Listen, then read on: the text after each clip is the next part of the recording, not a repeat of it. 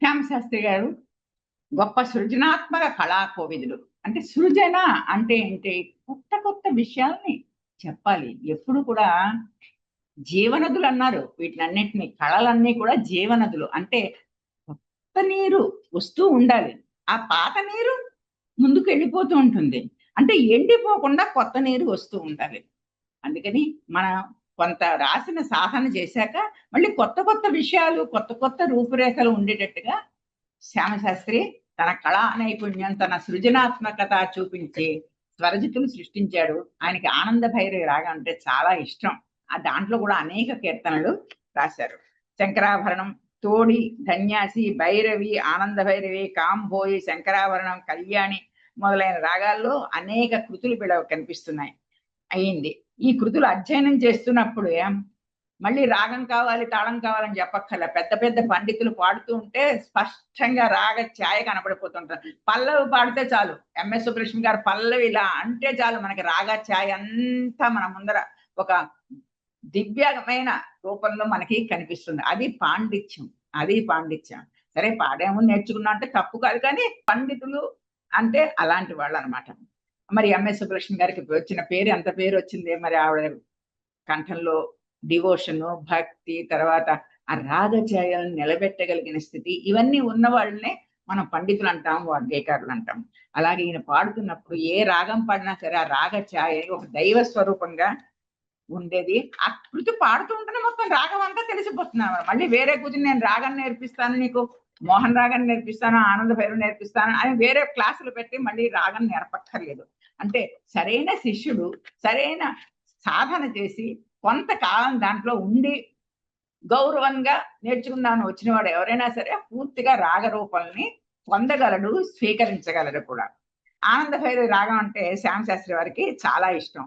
ఆనంద భైరవి రాగం కొంతమంది ఎక్కువ రాయల, దీక్షితారు వాళ్ళు రాయల. ఆనంద భైరవి రాగాన్ని నేను మొన్న చెప్పాను, రామదాసు గారు ఎక్కువ రాశారు అని చెప్పి. కానీ రామదాసు గారే ఆనంద భైరవి రాగం కనిపెట్టేశారని చెప్పి చాలా మంది చెప్తున్నారని చెప్పాను కదా. కానీ అంతకు ముందర అన్నమాచార్యులు కూడా ఆనంద భైరవి రాగంలో బోల్డ్ కీర్తనలు రాశారు. ఎందుకంటే ఇవి మౌఖికంగా, రాగాలు కూడా మౌఖికంగానే అప్పట్లో మరి టేప్ రికార్డర్లు అవి లేవు కదా. అందుకని రాగ ప్రస్తారంలో ఒకళ్ళ దగ్గర నుంచి ఒక శిష్యుడి దగ్గర నుంచి ఒకళ్ళ దగ్గర నుంచి ఒకళ్ళు నేర్చుకోవడంలో రూపురేఖలు మారిపోయి ఉండవచ్చు, కానీ ఆనంద భైరవి రాగ సృష్టికర్త మాత్రం రామదాసు కాడు. అంతకు ముందర ఉన్న బాగా పేరు ప్రఖ్యాతులు ఉన్న రాగమే ఆనంద భైరవి రాగం. ఈయన కూడా ఆనంద భైరవి రాగం ఈయనకి ఇష్టం. చాలా కీర్తనలు రచించారు. దీక్షితారు వాళ్ళు కొన్ని కీర్తనలు మాత్రం రచించారు. మన త్యాగరాజ స్వామి వారి కీర్తనలు ఆనంద భైరవిలో రాశారు. శ్యామశాస్త్రి వారికి అనుకున్నంత పేరు ప్రఖ్యాతులు రాలేదని అంటారు, కానీ ఆయన రాసిన కీర్తనలు చాలా ఆయనకి పేరు ప్రతిష్టలు రావడానికి కారణం ఏమిటని అన్వేషించాలి తప్పకుండా. ఎందుకు రాలేదు, ఏమిటి అవసరం, ఏమిటి కారణాలు అని అనుకుంటే ఈయనది చాలా విద్వత్తుతో కూడిన సాహిత్యం, రాగము, భావం. దీన్ని తెలుసుకొని సాధన చేసే పాడాలి. అంటే గురువు ఎదుర్కొండగానే సాధన చేయాలి. కొన్ని రావాలంటే గురువు ఎదుర్కొనగానే కూర్చోవాలి. మరి ఈయన ఉపాసన కదా, ఈయనకి ఆ ఉపాసనే ముఖ్యం, కానీ ఈ సంగీతం నేర్పడం అనేది ఆయనకి అంత ముఖ్యం కాదు. కానీ తన కుమారుడు నేర్పాడు. కుమారుడు సుబ్బరాయ శాస్త్రి, అతను చాలా పేరు ప్రసిద్ధి ఉన్న సంగీత విద్వాంసుల కింద అతను నిలబడ్డాడు. తాళక్రమ విషయంలో చాలా గంభీరమైన, తాళం పట్టుకుని పాడాలి, తాళం నిలబెట్టి పాడాలి అని అంటే కొంచెం కష్టమైన విషయం ఇది. అందుకని దానికి కొంచెం నేర్చుకోవడానికి కొంచెం శ్యామశాస్త్రి గారి దగ్గరికి చాలా తక్కువ మంది వెళ్ళి ఉంటారు. విని ఆనందించడానికి మాత్రం ఈయన కీర్తనలు చాలా బాగుంటాయి, ఆ రాగభావం అన్నీ కూడా. తర్వాత ఇంకొకటి ఏంటంటే శిష్యులు నేర్చుకుని వాటిని సాధన చేసి సఫల్లో పాడితే కదా ఆ గురువు గారికి పేరు వస్తుంది. మరి శిష్యులే లేనప్పుడు ఏం చేస్తారు? మరి ఈయన ఉపాసనలో కూర్చుని ఉన్నారు ఆయన. అందుకని చెప్పేసి ఆ రోజుల్లో త్యాగరాజ స్వామి వారికి మంచి పండితులైన శిష్యులు ఒక 25 మంది ఉండేవారట. దీక్షితులు గారికి వాళ్ళ తమ్ముళ్లే పాపం ఆయన కీర్తనలు అన్ని సాధన చేసి అందరికీ రకరకాల రాజాస్థానానికి వెళ్ళి వాళ్ళు నేర్పి పెట్టారు అందరికీ.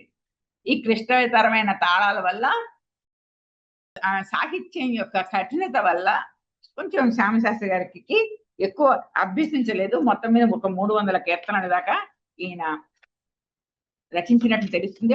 ఇప్పుడు ఉన్న కీర్తనలు చాలా అద్భుతమైన కీర్తనల కింద మనం చెప్పు, కనకశైల విహారిణి మన పొన్నాగవారిలో, తర్వాత మాయామాళ గౌరవ రాగంలో సరోజదళనేత్రి హిమగిరి పుత్రి, ఇవన్నీ కూడా అద్భుతమైన కీర్తనలే. తర్వాత ఇంకా శ్యామశాస్త్రి వారి చివరి దశ ఎలా ఉంది అని చెప్తే, శ్యామశాస్త్రి వారికి జ్యోతిష్యం బాగా తెలుసు. ఎందుకంటే ఒక సాంప్రదాయమైన కుటుంబంలో ఇవన్నీ వచ్చేసి ఉండేవి వాళ్ళకి. ఈ నవగ్రహాలు వచ్చి రావడం, ఈ తర్వాత రాసులు రావడం, జ్యోతిష్యంలో చక్రం, ఈ చక్రం, ఆ చక్రం, ఇవన్నీ కూడా అందరికీ తెలుస్తాయి. కానీ మనం ఇవాళ ప్రత్యేకించి చెప్పుకోవాల్సి వస్తుంది. ఆమెని శ్యామశాస్త్రి వారికి జ్యోతిష్యం అంటే, కొంతమందికి ముఖ కళవళికలు చూసినా, వాళ్ళ హస్తం చూసినా కొంతమందికి బాగా తెలుస్తుంది, వెంటనే చెప్పగలుగుతారు. ఇవి కూడా, ఈ విద్యలు కూడా ఉపాసన వల్ల మాత్రమే ఇవి రాణిస్తాయి. అంతేకాని ఊరికే పేపర్ పుస్తకాలు తీసి లెక్కలు వేసి ఇవి వేస్తే కొంత వస్తుంది, అంతా రాదు. ఉపాసనా బలం వల్ల మాత్రమే ఈ జ్యోతిష శాస్త్రం కూడా వస్తుంది.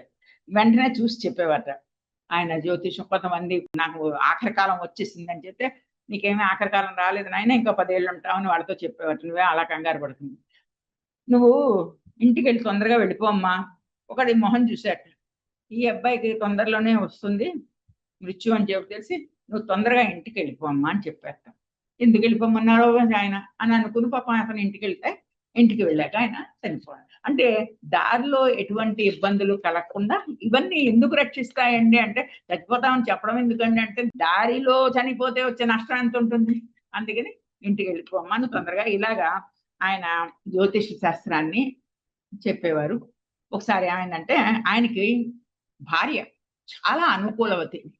రోజు ఈ అమ్మవారికి పూజ చేస్తున్న సమయంలో భర్త వెనకాల తను కూడా కూర్చుని భర్తనే దైవంగా కూడా భావిస్తూ మహా ఇల్లాలుగా ఆవిడ ఒక ముత్తైదువుగా ఆవిడ మరణించింది. ముత్తైదువుగా మరణించినప్పుడు మరి ఊళ్ళో అందరూ ఉంటారు కదా, పాపం అయ్యో శ్యామశాస్త్రి గారికి ఎంత కష్టం వచ్చేసింది, బంగారు కామాక్షి దేవాలయాన్ని పట్టుకుని ఆయన ఆశీనులై ఉన్నారు, కానీ ఈవిడ చూస్తే చనిపోయింది పాపం, ఆయనకి మరి వెనకాల చేసి పెట్టేవాళ్ళు ఎవరున్నారు, ఇంక రేపటి నుంచి అమ్మవారికి ప్రసాదాలు ఎవరు చేస్తారు, ఇలా అనుకుని వాళ్ళందరూ కూడా శ్యామశాస్త్రి వారిని ఓదార్చడానికి వచ్చారట. మరి ఇంట్లో ఎవరైనా చనిపోతే ఓదార్చుతారు కదా, వచ్చి శ్యామశాస్త్రి ఇదేమిటి ఇలా అయింది, భార్య పోయింది, ఎంత మంచి ఆవిడ, మహాసాధ్వి, మహా ఇల్లాలు, ఎంత పని అయిపోయింది అని చెప్పేసి వాళ్ళు అంటూ ఉంటే విని ఆయనకి అన్నట్ట 5 రోజుల వియోగానికి ఎంత ఆర్తి దేనికి అన్నట్ట. 5 రోజుల వియోగం అంతే, ఇంతదానికి ఈ మాత్రం దానికి ఇన్నెందుకు చెప్పుకుంటున్నారు మీరు అన్నట్ట. అంటే వాళ్ళకి అర్థం లేదు, 5 రోజుల వియోగానికి ఇంత ఆర్తి దేనికి, అవసరం లేదు. చాలా మందికి అర్థం లేదు, ఎందుకంటే మహాపండితులు అన్ని విప్పి చెప్పాలంటే వాళ్ళు అవ్వదు. అంతే, ఆయన 5 రోజులకల్లా శ్యామశాస్త్రి గారు చనిపోయారు. భార్య చనిపోయిన 5 రోజులకల్లా ఈయన కూడా చనిపోయారు. ఆ భార్యను నిష్క్రమించిన 6వ దినంలో 6/2/1827 మధ్యాహ్నం 3 గంటలకి కుమారుణ్ణి పిలిచి, సుబ్బరాయ శాస్త్రిని పిలిచి, నాయనా నీ ఒళ్ళో నన్ను పెట్టుకో అని చెప్పి నాకు కర్ణ మంత్రాన్ని చెప్పు అంటే, నమో నారాయణ, లేకపోతే అష్టాక్షర నమ శివాయ, ఇలాంటి మంత్రం నా చెవిలో చెప్తూ ఉండు అని చెప్పి అతనికి కుమారుడికి చెప్పి అతని ఒళ్ళోనే శ్యామశాస్త్రి వారు సిద్ధి పొందారు.